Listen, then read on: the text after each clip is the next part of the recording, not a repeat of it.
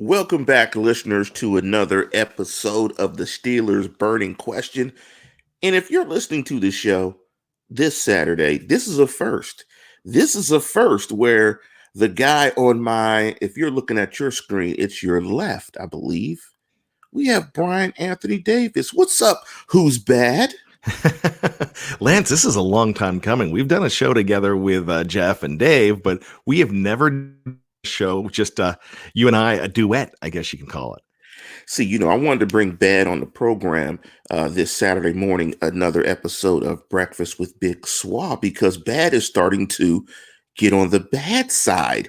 And Bad is starting to he's starting to echo some of my opinions. We had a pretty raucous live chat this morning between the BTSC podcasters, and Bad is starting to channel his inner Bad. Where is that coming from, Bad? Like you're starting to become Bad on the show. Well, you know what? I was just trying to play solitaire.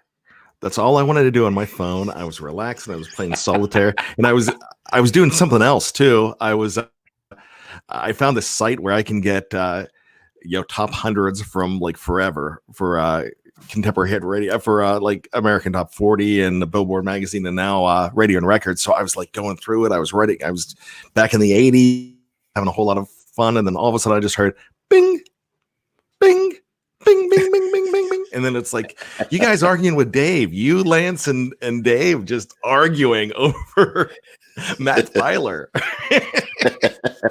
Well, awesome.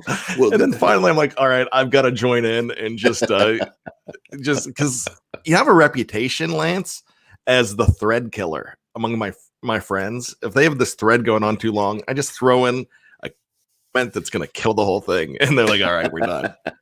So that's what I try to do there today. That's hilarious. And that's the nature of opinionated guys that have a passion for Steeler football. So that's why I want to bring you on, Bad. And I want to welcome anybody else who's listening this morning. You know what to do. Like the program. That helps us when you do a search for Steelers via in YouTube or in your podcast feed. It helps us tremendously. Also, if you want to get your question, let me make sure I'm looking at the live comments here. Hit the super chat feature. And we will see those, and we will get to those as they come in. What's up, Wes Hickok? And Wes said it's the dark side. Get it right. I don't know. I can't read this morning. And my eyes are bad, and I'm getting older. So I think it's a combination. It's a combination of all those things. Come on, Wes. You can't have typos this early. So Lance, I actually had an opportunity to talk to Wes on the phone this week. Oh, what's up, Wes? It was an absolute pleasure to go ahead and talk to Wes, and he might be doing some stuff with us in the future too. So fantastic! But it's great to connect with everybody that we have here in the live chat. I love our BTSC family. It's absolutely fantastic. And you guys, you and Dave, you did it with Dave as well. Some of the live stuff when you guys went to the games, correct? Yeah. So I went with Dave on his ticket, and he invited me to go up there, and we met with Mr. Tone Deaf too. Tony Defio came down, and we did a couple live spots with him outside of the stadium. He didn't go to the game, and then he wanted to go home and watch it on TV. So he actually had a ticket. One of our listeners, one of our viewers too, was going to give him a free ticket. And he's like, nah, I'm just going home. So we and then inside the stadium, we hooked up with some viewers, and we had a great time doing the live stuff. We even went live from the Gateway Clipper on the way over. That's awesome. You weren't too far from my neighborhood. My neighborhood is right there. I live in Manchester. I probably grew up, maybe about 10 minutes, maybe 5 minutes from Heinz Field. Literally from Heinz Field, I could walk home. I mean, that's how close I grew up to Heinz Field. But let me switch reels. And the topic of this particular show is how important is the running game to Big Ben's comeback? Now, before we jump into that, I want to ask you a question, Bad. You got it. What do you think were Ben's 3 best seasons? Now, I broke those down in a couple of ways for myself, but I wanted to get your opinion. What do you think were the 3 best years that Ben Roethlisberger has had as a quarterback in the National Football League? You can do it anyway, stats, winning, whatever. Just give me, what are your 3 best years? Do they have to be consecutive? No, they don't have to be consecutive. Just his three best seasons as a professional. Okay, I would tell you 2007, Mike Tomlin's first year. Ben was absolutely spectacular. He didn't really have the high yardage numbers, but the touchdowns to interceptions, 32-11, were incredible. And he really, that's when he was really coming alive, as far as I'm concerned. Another year that I look at is 2009. Now that was the Super Bowl, one of the Super Bowl hangovers. And there was definitely a hangover there. They did not make the playoffs. In fact, they had that 5-game losing streak late in the year, where that was the unleash hell year when before Oakland and like losing to Cleveland in Cleveland on Thursday night. It was just a disaster, but he had a great season. One of my favorite Ben years, though, I would probably say would be 2014. And the thing about 2014 is that's the closest he got to 5,000 yards before he actually eclipsed it in 18. But in 18, he had over 5,000, but lots of interceptions. That year in 14, he was just really accurate. He was absolutely amazing. But he had Le'Veon Bell, like you were. I don't want to ruin what you're going to say, but he had the running game, and then it went kaputski because Bell goes down. Let me give you, it's interesting that you hit those years. So you said 7, 9, 14, and 15. You said 15, correct? I didn't say 15, but I would agree with 15 because he was on in 15 as well. He actually got, I mean, his numbers are a little lower in 15, but you got to remember that was the Michael Vick year and Right. Landry Jones year, where I guess Ben missed about 4 games or so. Now, I broke it down in terms of rating, yards per game, and TD passes. And I just randomly picked those. And it's interesting that our years kind of jive. And so what I did was, in terms of rating, yards per game, and TD passes, I took his best. Ben's best rating year is the first year you came up with in 2007. His rating that year was 104.1. His running back was Willie Parker, who had 1,316 yards. Now, as I go through these years, some things are going to start to resonate and make sense here. 2014, you didn't list that year, but in terms of rating, that was his second best year, 103.3. Lev Bell, Mr. Butt Naked and Robbed, 1,361 yards. 2009, rating 105, 100.5. Mendenhall, 1,108 yards. We see in each of those years where his rating were the highest, he had 1,000-yard rushers. Now, in terms of yards per game, you listed 2014, and that's the third in terms of his best yards per game average. That's number 3 in his career. That's the year that you accurately cited that he had 4,952 yards. Again, that's the Lev Bell year, where Lev Bell ran for 1,361. They went to the wild card game that year and lost in the wild card game. His best yards per game year was 2015. He averaged 328 yards a game passing, which is absolutely ridiculous. I mean, that's a nutso number there. He almost threw for 4,000 yards that year. Bell averaged 4.9 per carry, and Williams averaged 4.5 yards per carry. And in 2018, where he threw for 320.6, the running game, he had Connor. Connor was a Pro Bowler that year. So in all those years where his yards per game were the best in his career, he had really good running back play. In terms of TD passes, his best year was 18 at 34, 14, 32, and 2007, 32. And again, Connor was a Pro Bowler. Lev Bell, 1,361 rushing, and Parker had 1,316. I think what we're seeing, Bad, is in Ben's best years, and I think as we look at these, we might say that 2014 was his best year. 2014, his rating was 103.3, threw for over 300 yards per game, threw for 32 touchdown passes. And they went to the playoffs. They lost in the wild card, but they were 11-5. We see, Bad, that in all of those years, he had very good running back play. So let me ask you the question.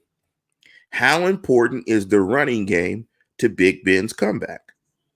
Well, obviously, it's pretty important, and I was originally going to say it's important, but I think Big Ben is more important to the running game than the running game is to Big Ben.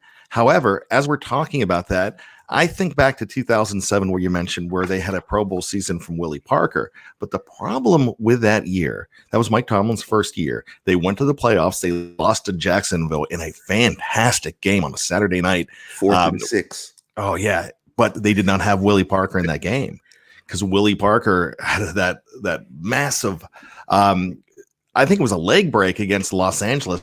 Not Los Angeles, St. Louis, the Rams on Thursday night in week 15 or week 16. I'm not sure exactly what it was, but then they lost him for the year. If Willie Parker's there, do they go farther?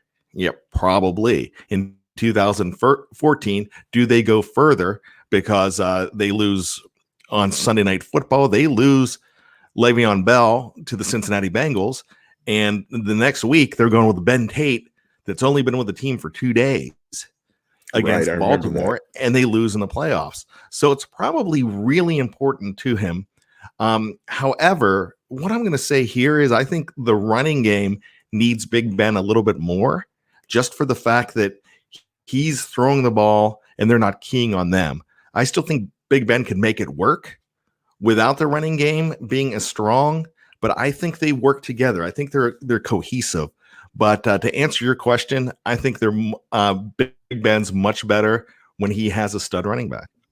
Now, I talked about it a little bit yesterday with Jeff, and the topic of the show yesterday was, I said that Steeler Nation has to be patient with Big Ben, and I think and that's going to be impossible. I mean, we know, Bryan, that Steeler Nation is not going to be patient with Big Ben if they don't start out winning. I mean, it. I don't think Steeler Nation will call for Mason Rudolph or Devlin Duck Hodges, and I have my camo hat on. I don't think they'll call for those guys to replace them, but we know Steeler Nation won't be patient. And some of the points I brought up, you know why, Lance? If I could interrupt you, you know why? Yes, it's the Janet Jackson effect. What have you done for me lately? Absolutely. That's all we care about. And that's all we care about. And that's all Steeler fans should care about. I mean, it's a franchise that has 6 championships. Everybody realizes Ben is in his last 2 years, or potentially his last 2 years. And, I wanted to pump the brakes on the nation just by saying he hasn't played a football in a competitive atmosphere when the season starts, if he makes it to the season healthy, like in a year.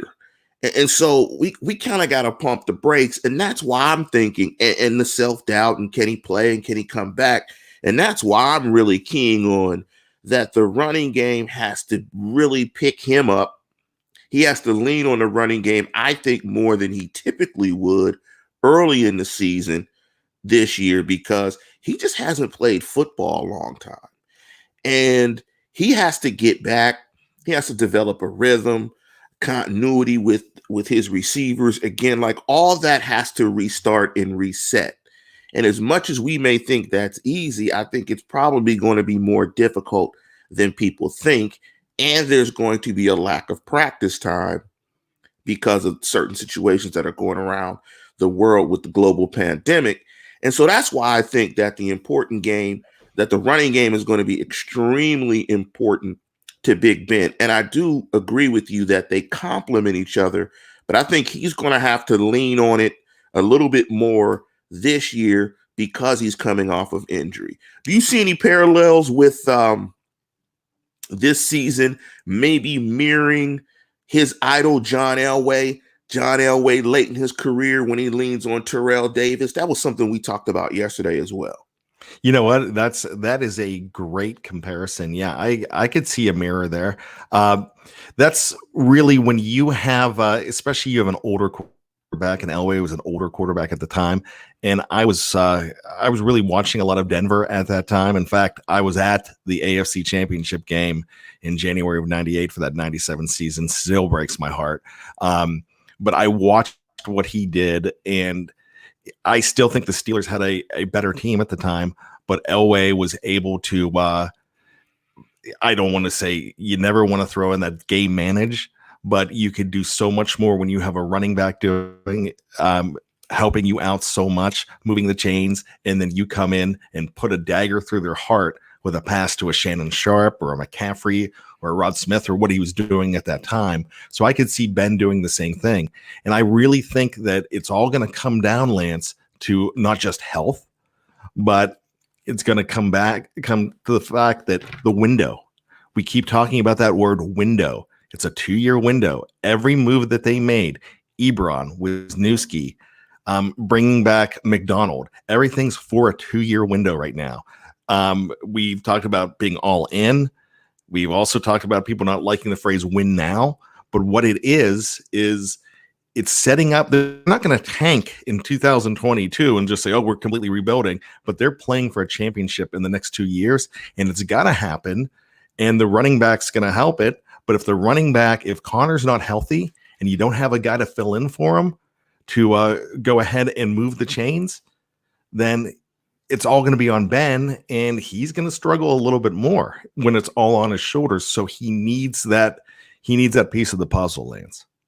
You know, in a way to honor the memory of Bill Withers, it just makes me think, as you say it, lean on me. And this is a question. This is a time when Ben has to lean on, in my opinion, the running game early in the season as he reacclimates to it all. Because I think the worst case scenario would be the Steelers put Ben Roethlisberger in a position where he has to put the cape on. You don't want Ben Roethlisberger to have to put the cape on early in the season. So he has to lean on the running game. And even when Big Ben was Big Ben and Big Ben wore the cape and everybody was confident that Big Ben could walk on water, that if there was a comeback that he would have to make, he could do. Like when we have full-on confidence in Big Ben being that guy, when you look at these numbers, in his best years due to rating yards and TD passes, he still had an incredible running game. He had an incredible running game, whether he supported the running game or the running game supported him, be it as you see it, he still had really good backs and a really good running game. I mean, you got Willie Parker getting 1,300. You got Lev Bell playing fantastic football while he was there. Mr. Butt Naked and Rob, 1,361 yards. Mendenhall played fantastic football, over 1,000 yards. Connor was a Pro Bowler. He's had really good backs run for him over the course of his career. In 2018, he did. And then in December of that year, or actually November of that year, Connor goes down. And when Connor went down, it was, he had the studs at wide receiver. He had, Gummy Richards. He had Juju. It's a candy thing, Juju and Gummy. He had that Vance McDonald working for everything, but the running game stopped, and that's where that losing streak came in, and it just that was a first place team in the division, and and they tanked. It's just because they didn't have it. So if you want to go back to the Bill Withers comparison, there's 2 more songs, Just the Two of Us, if you think of Big Ben and the running game, and Ain't No Sunshine When She's Gone, if you want to make she the running game. Yes. There's sadness when she walks away. And looking at Dante Harris's comment, Dante Harris wrote, "Why not put the cape on from day one, Lance? We've been waiting all year. The time is now." And that was another point that I brought up, is that the nation is going to be impatient. And one of the reasons why Steeler Nation is going to be so impatient with Ben Roethlisberger, but they need to exercise patience, was the woeful quarterback play last year. I mean, the before and after, it was like the reverse before and after. You got a guy that's 6'6", 245 in great shape, and the after is you're 6'6", 450. I mean, the difference is we're so stark in the quarterback play that Steeler Nation is just like, look, we want to see anybody that can throw the ball downfield and actually complete 5 or 6 passes in a row and actually play quality quarterback. It's going to be like the difference between SD and HD. Steeler Nation is starving for quality quarterback play. But again, the running back and the running game has to support Big Ben. If Benny, no Jets, is the guy, it could get ugly. They need a healthy James Conner, in my opinion, for this to all work really well. And a healthy James Conner, aka the Terminator John Connor, I don't feel too warm and fuzzy about Connor being that guy to support Ben's comeback. So I think it's imperative that they take a back next year and they look high in the draft to take a really good back. What's your thoughts about the Steelers taking drafting a running back early, second round, third round, really trying to go get that difference changer, that change of pace guy, that difference maker guy in the running game? I think if the Taylors or the Dobbins are in town at 49, it's going to be hard for them to pass up, because you have seen a stud rookie running back come in and change a team's fortunes. We saw it happen with Leonard Fournette, and we ran into Leonard Fournette in 2017 and twice ran into him in the week 5 and ran into him in the regular season. And that completely killed the season because of running into him. And when I say killed the season, if they don't run into him in week 5 in the manner that they did, they're going to have a higher seed. They're going to end up having a higher seed. And then you run into him in that 45-42 game. He just completely crushed him as well. But here's the thing. If you can go ahead and bring a rookie running back in to because running backs now, they're first year wonders. They are these guys. A lot of these come in right now, ready to play. Running backs aren't what they were back in the 80s, the 90s, or even in the first part of the aughts. But what they are now is they're set up to have the best parts of their career pretty much year 1 through 4. Yeah, they're one contract guys. And I'm looking at the live chat while you're talking, Ben. I'm being called out, and guys are saying, didn't you say Ben is going to be Ben? And Wes jumped in and said Ben's going to throw it 40 times a game. Now, I know that. I know that. And I did say that. But I'm just saying it is very important and critical for his comeback that he is supported by the running game. And if Ben tries to come back and put the cape on and throw it 40 times a game and trying to ring the statistical bell, the Steelers are going to have a long season next year. The Steelers don't need that. They only need it when they need it. And it's to your point, Bad, that like the John Elway comparison, make the plays when you need to make the plays. If you can get support, if you can dink and dunk it and get support from different pieces of your offense and still win, do it that way. Only put on the cape when you need to put on the cape. It's the classic proverbial phrase about the young bull and the old bull. And I won't say everything about y'all. You guys have heard it. The old bull runs down the hill. The young bull runs down the hill. The old bull walks down the hill. You guys know what I'm talking about. But I mean, that's where it is. But let me jump into my next question for you. And Bad, it is, how will COVID-19 impact the Steelers? Particularly, let me just ask you that. How do you think it will impact the Steelers? Well, it's going to impact the Steelers just like it's going to impact every team in the NFL and every organized team as well, trying to set things up, because you need to get Ben in tune with somebody like Deontay Johnson and a little more with James Washington. He needs to have rapport with Eric Ebron as well. You've seen Ben in the past when you brought guys in, like McDonald his first year, it took a long time for them to establish rapport together. It's also something that you could look at as far as him getting back to business too, because of shaking the rust off. But there's another thing that I think that actually might benefit the Steelers in a way, might benefit a team like the Rams in a way. You mentioned before the show, might benefit a team like the Ravens in a way too. If you have a lot of stuff in place, then you're going to be in good shape. Now, I just said that the Steelers don't have stuff in place, but when you're looking at a rookie, a first rounder coming in to try to help your team right away, it's going to be a lot harder to have them help your team right now without mini camps, if that doesn't happen, without a chance to have a cohesiveness with each other. Now, the Steelers don't have a first round pick because they have Minka Fitzpatrick. The Rams don't have one because of Jalen Ramsey, but they don't have to worry about it because those guys are already established. You brought up a good point, Bad, when you talked about the lack of a first round pick. Also, COVID-19 is nixing, mini camp, OTAs, all that stuff. Probably what you're only going to have is a training camp. I agree 1,000% with you about it's going to impact Ben's developing a continuity and a rapport with new offensive players as well as ones that are there, because that connection always has to be reestablished.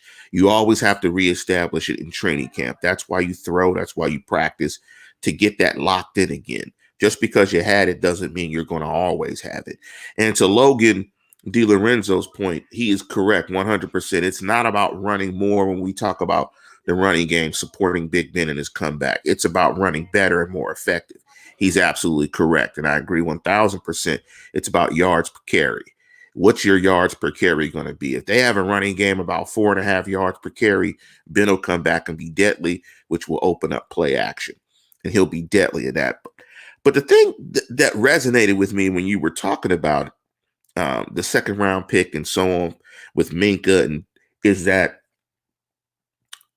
from a positional standpoint, I think because you don't have OTAs and mini camps, and because the Steelers are kind of in this full go mode right now in the last 2 years of Ben Roethlisberger, that makes it, to me, when I'm thinking about it, it makes even more sense because of that to go running back in the second round, because running backs are typically plug and play. The biggest issue when it comes with a running back, a rookie running back that you bring into your program, is pass protection.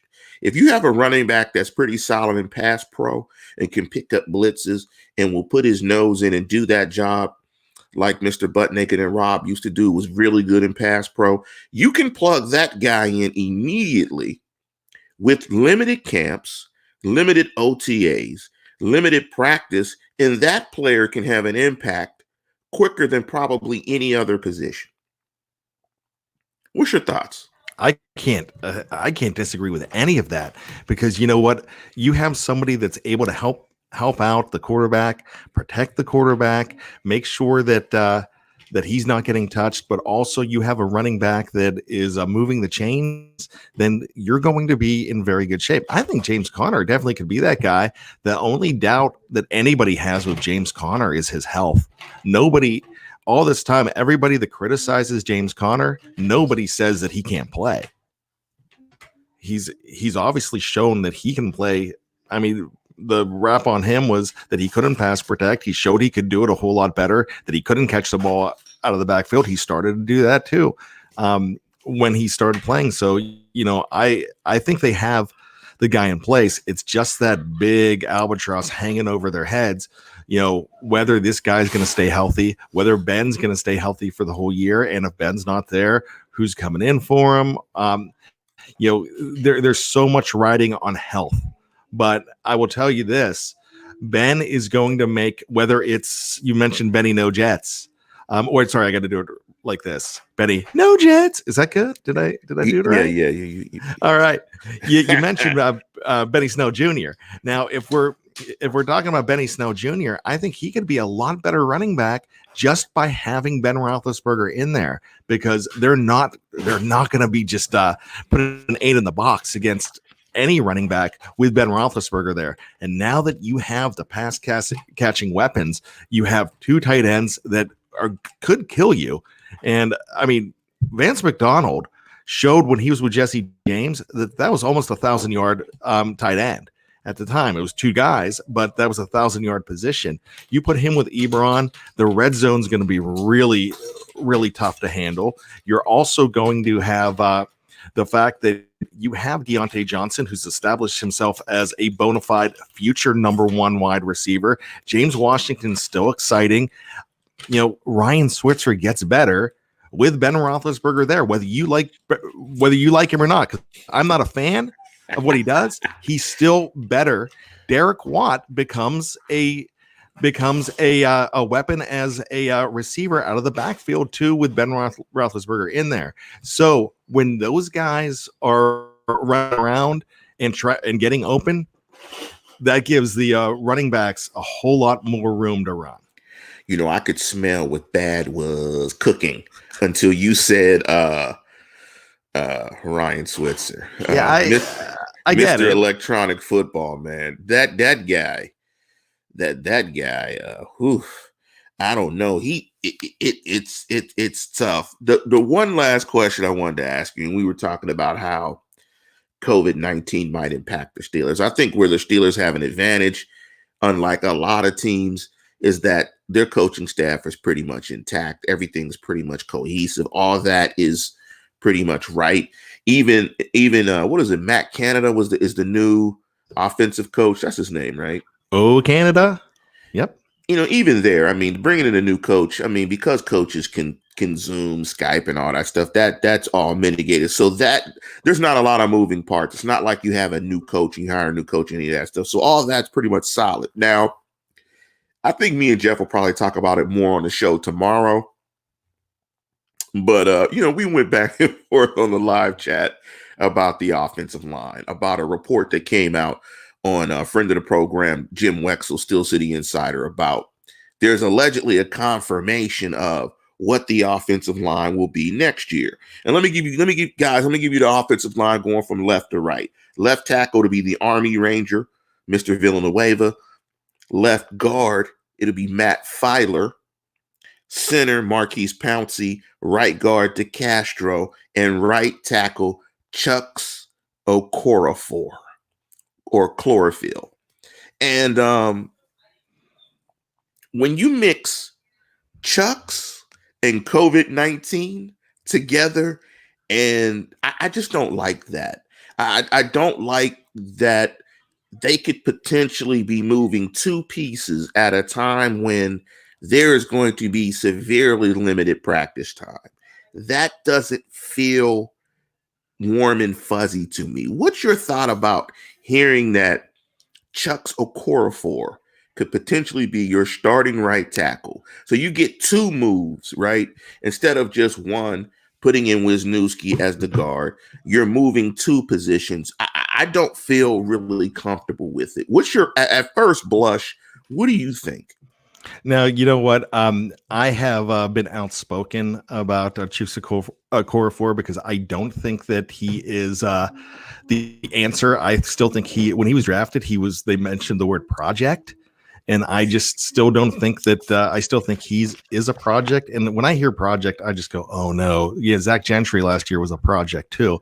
But the thing about a guy that's a project, bringing him in, I think he's an open gate. Although he did play a lot better in the regular season anytime he played than he did in preseason, because he's awful in preseason. And so that's the thing. The guy seems like he needs time to get together. Now, I will say this, and it's probably an off-color joke, and people won't appreciate it. And I'm sorry, Chooks. I'm sure you're a lovely man, but if you were an IUD, Chucks Okorafor, we'd all be pregnant because you wouldn't block anything. All right. I mean, so he needs time. Now, in the past, one guy that we talked about the other night on the preview that nobody would disagree that he wasn't a good right tackle for the Steelers, because he was Marcus Gilbert. I was very critical of Marcus Gilbert, and I wasn't with BTSC at the time. Very critical of him going forward in the very first couple of years and what he offered at all. I hope I'm wrong. And I think Chucks Okorafor could be the kind of guy that could come in, play hard, and learn how to play, but he needs that time. So getting back to COVID-19 and Chucks not having the time to hone his skill, it could possibly be really rough for the newly crowned right tackle. Yeah, and that's why that's why when I saw this, I'm hoping this is still rumor. I hope this is more rumor. Um, because I just don't like the two moves with COVID-19. Now, I wouldn't like the two moves anyway, because, two unknowns is worse than one. And with Wisniewski, if anybody watched Wisniewski play during the Chiefs playoff run, I mean, you'll clearly see one of the strengths of Wisniewski is pass protection. That he may not be a road grader, but Wisniewski is an excellent pass protector. And I just don't feel good about creating two unknowns with this big unknown about a global pandemic and being able to practice and getting a young player prepared. And that's one of the big things I think how this pandemic will impact the Steelers and other teams is player development. I mean, I think it's really going to be a challenge for young players to develop under this environment and this atmosphere. So, I'm with you. And one thing I will say about Marcus Gilbert is that, Marcus Gilbert blocked Von Miller probably better than I've ever seen anybody block Von Miller. And I just can't see it in my mind. Von Miller, Chooks, Okora Ford, that just feels like, an open gate. I mean, that just feels like running my house and steal all my groceries. I mean, it just feels like I don't have warm and fuzzies about that move. But I will say this, they know more than we do. They've coached both players. They must have a good idea of what it will be. But I love the other P that you brought up, because I don't know if you guys know, I have the 3 Ps: price, pedigree, and performance. That's kind of how I try to frame every move that teams do. I love the additional P of project. But when you look at price, pedigree, and performance, when you're a draft pick, unless you're absolutely terrible, teams try to figure out ways to get draft picks playing time. And because from a perspective is, if they can get good value out of a draft pick, they don't have to go out and get a guy, right? It gives them some flexibility, it gives them depth, whatever. And it also verifies that their evaluation was solid, right? So I just don't know about it, but I think he's getting his opportunity due to pedigree. I think because he was drafted, that's probably why he's going to get an opportunity. And I agree that happens a lot. One thing that I'll say is they brought in Filer ahead of Chooks, just for the fact that they thought that they were getting more action out of him. I'm not worried about Filer at all with where he was rated. Moving him over to that left guard position, I'm not worried about him at all, because I know it's a position change, but he's played guard before. I think he's ready to roll there. He did it last year as well. I know we're moving stuff around, but I think I'll disagree with you a little bit and just say it's the one guy I'm worried about, and that's Chooks. But here's a question for you: that would you feel a lot better about Chooks if Mike Munchak was his line coach? I mean, I'm not sure. I mean, I've talked to some guys, and they don't. The guy that I talked to didn't think that the loss of Munchak was significant, just because the assistant that was going to be the current offensive line coach was an assistant to Munchak and did a lot of work as well, and learned how to coach and learned all of that through Munchak, that it was pretty much an extension of Munchak. So I'll go with that and say that I don't know in terms of that. But so I know I saw in the live chat. Big up to, can you pronounce this for me, Bryan? I have no chance of pronouncing this correctly. I'm just going to go forward and go Sway Day. It's Sway Day. Okay, you said Sway Day. So I'm going to go long E's. Sweetie. So we're going to pronounce it two ways. Thanks for the buck. Sway Day and Sweetie. So that's how we're going to do it. When we don't know a pronunciation, we'll do it phonetically both ways, with vowels being short and long. So hopefully we pronounced it correctly. Oh, Dr. Dre. Dre? Dre, yeah, Sway. Oh, it could be like, yeah, Sway Day, like Dre Day. Huh, maybe he has bars and lyrics too, unlike Mr. Butt Naked and Rob. But before we get out of here, Bad, what do you got coming up? What do you got queued up? I know you got something big queued up about the draft. You want to tease that? Yeah, so the next couple weeks, hey, the draft is less than 2 weeks away. In fact, 2 weeks from now, we are going to be talking about day 3 of the draft. So we're going to be right in the middle of it, rounds 4, 5, 6, and 7, 2 weeks from now.